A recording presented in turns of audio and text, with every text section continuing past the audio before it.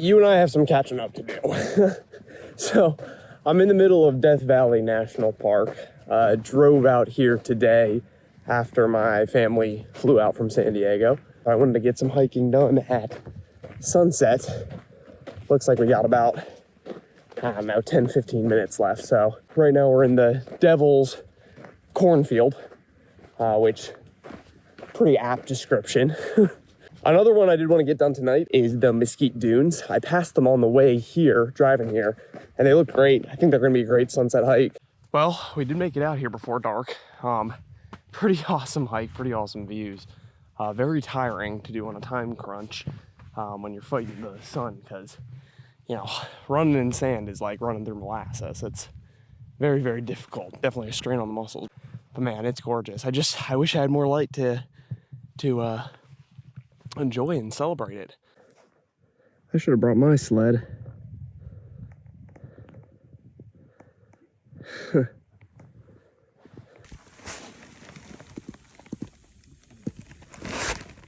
Well, it's late. I pinched my sleeping pad in the trunk at some point and tore a hole in it, so that was great. I had a patch kit on me, luckily, so I patched it up and then threw some duct tape on top of that. So yeah, kind of a sucky way to end the night, but you know, what are you gonna do? At least now I know that I can repair a sleeping pad. Well, I guess we'll see. We'll see halfway through the night if I can repair a sleeping pad. Got a few fun hikes planned tomorrow. We'll hit those. We'll do those. And then I'm looking forward to that. I'm looking forward to being there instead of here right now. So let's get there. I'm going to go to sleep. Night-night. So, sleeping pad did not get repaired. Patch did not work. It deflated. I woke up in the middle of the night. Managed to muscle it out, get a few more Z's in, but not entirely sure what I'm gonna do about that. Probably patch it up later and just deal with it for the rest of this trip. You know, let's focus on the positives. You guys know I'm a sucker for a slot canyon. There was a real nice one right near the campgrounds, but man, am I tired, and man, was I just like, maybe I'll just skip these hikes, head on to the next campground and get a few beers on the way and set up a chair and a fire and just lounge. But you gotta keep moving. That's what life's about. Keeping moving. I like Death Valley because everything seems to be named very clearly. Like, oh yeah, Mosaic Canyon, that makes sense, that's this. I don't know if I'm gonna do it all. It's a 3.5 miler and I wanna do a 6.5 miler later. But for now, I'm about to put on the speed boots. Let's see if I want to get at least a mile in. Feel like I can maybe pat myself on the back after a mile. I did turn around, so I didn't do this full one. Shame on me, shame on me. But I got a few other hikes planned today, and I think the name of the game today is conserving energy. He's gonna say as he does that. So gonna check out this little path up here that looks dope. I mean, the map says it keeps going that way, but it does not look like it keeps going that way. I want to get up there.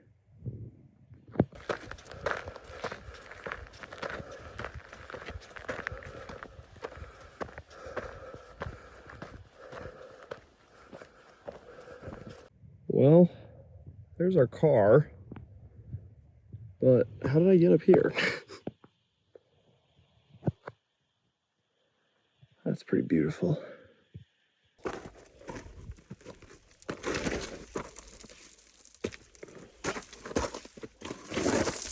Woo.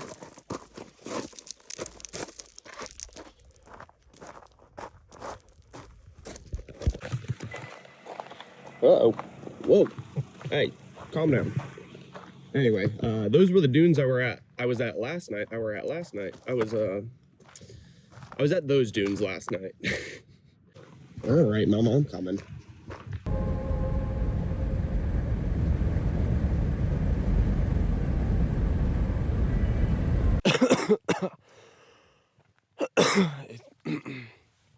It's really nice out right now. I'm on the Golden Canyon and Gower Gulch trail right now via Zabriskie Point. It's about a 6.5 mile hike that we're doing exploring back in here.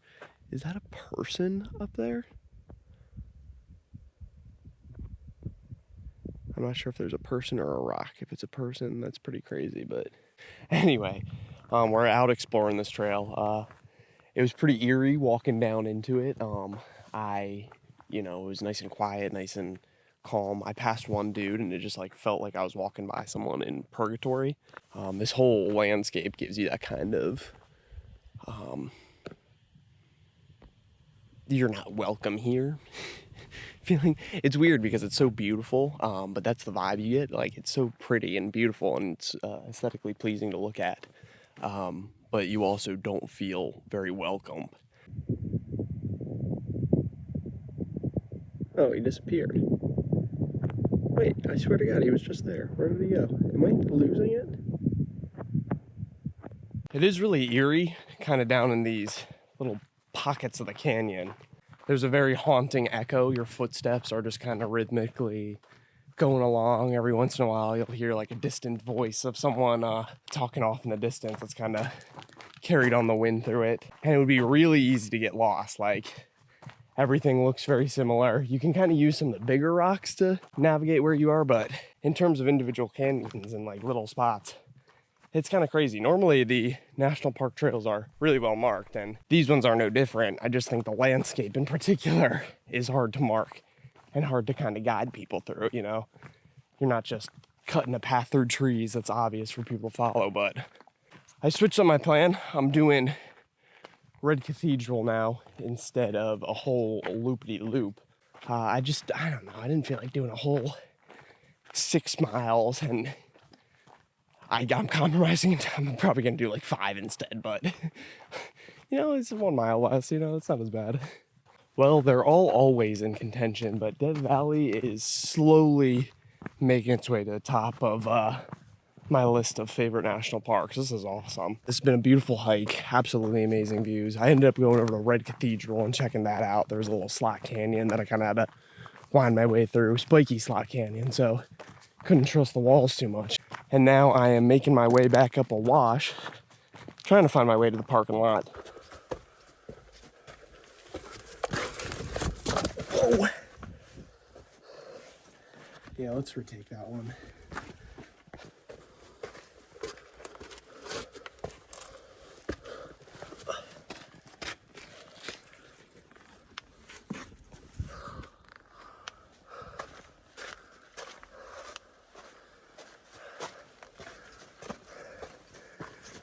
Well,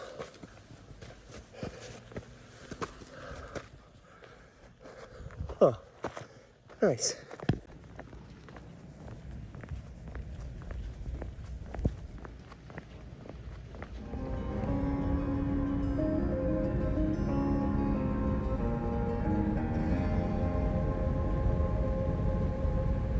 So I went through this ghost town.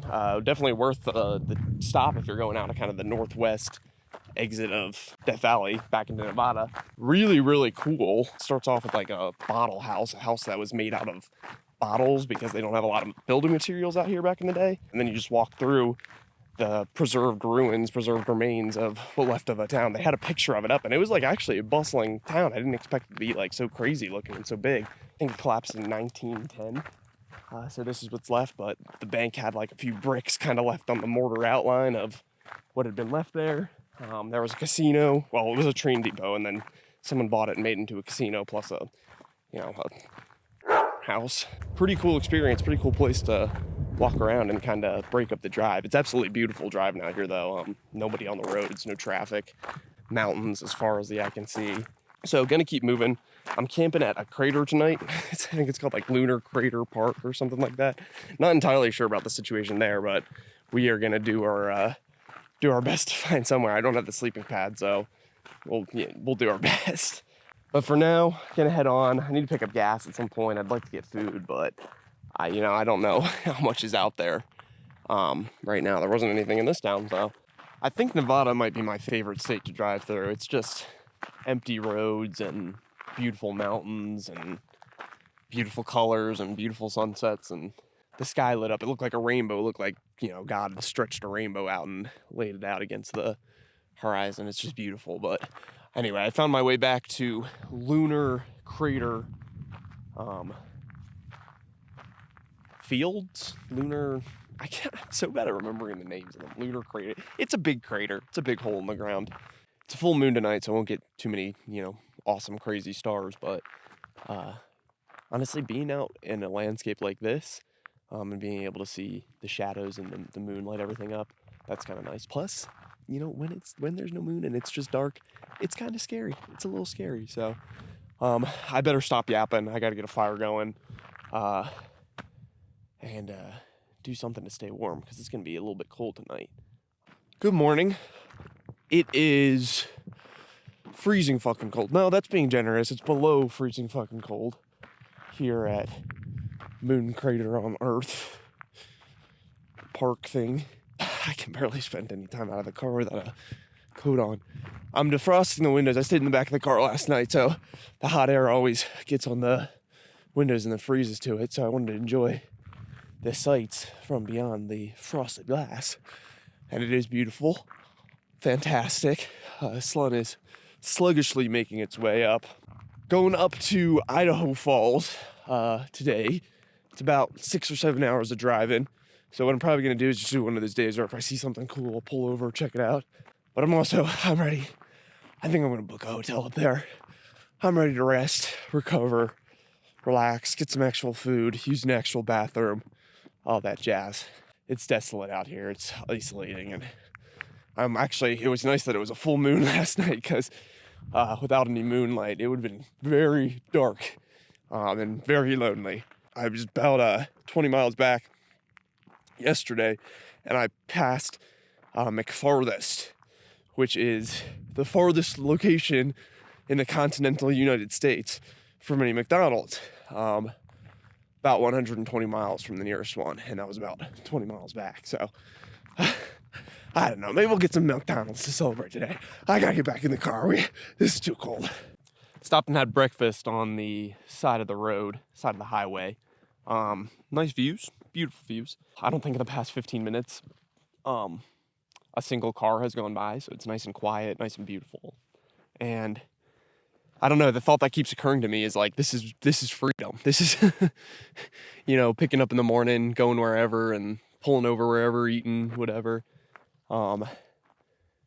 This is freedom, and it's awesome. This is like stuff I dreamed about as a teenager. But it's also very lonely. I hadn't really accounted for that. Oh, man. You know, it's weird, because usually after I eat breakfast, I'm not as philosophical. Usually I get hangry and thoughtful at the same time. I don't know. It's weird. This is always what I thought, exactly what I wanted, and, you know, it's too quiet now.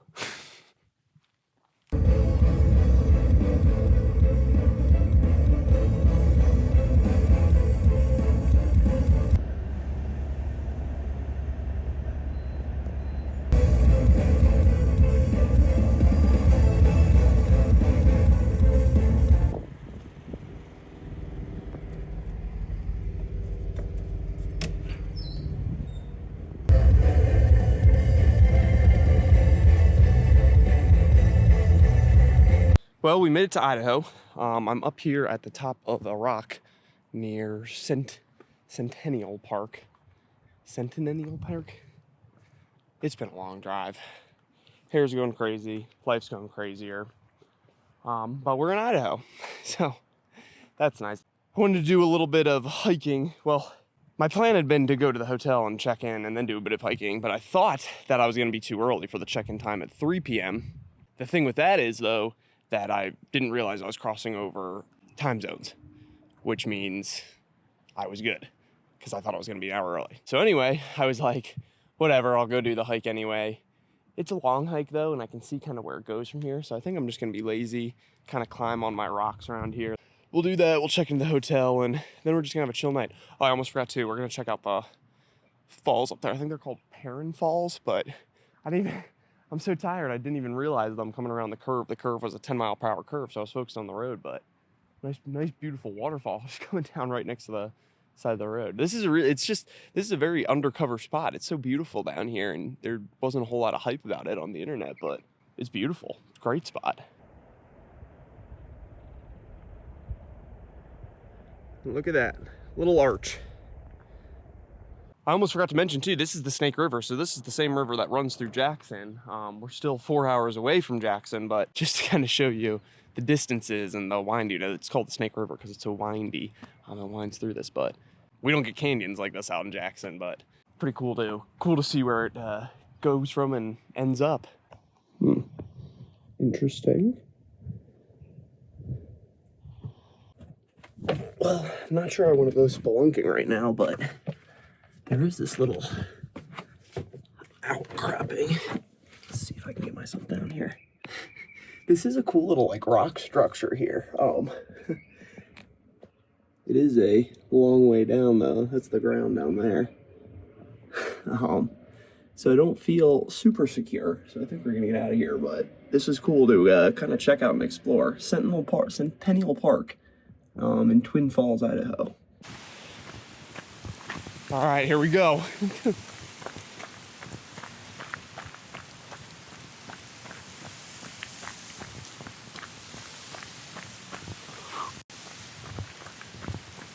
It's like dodging bombs that are dropped. Oh, and here's the mist. No dodging that. Whew.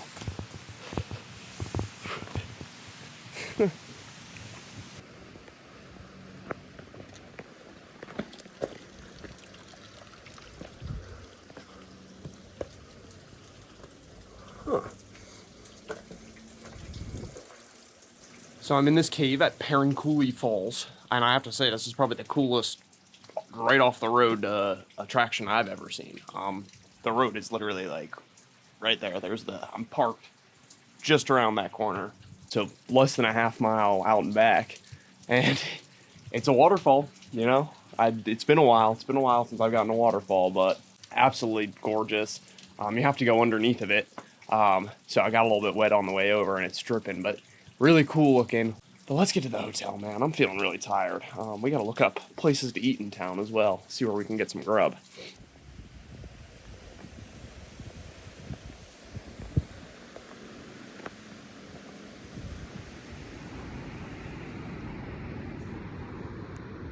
So we're back at the Snake River, back in the canyon, checking out Shoshone Falls today.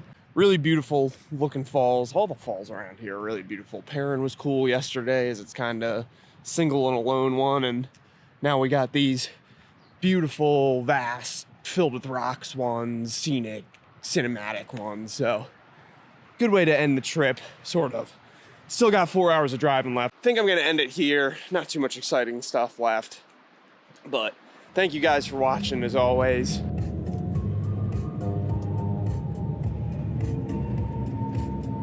My valley looks a little bit different. It's different than how I left it.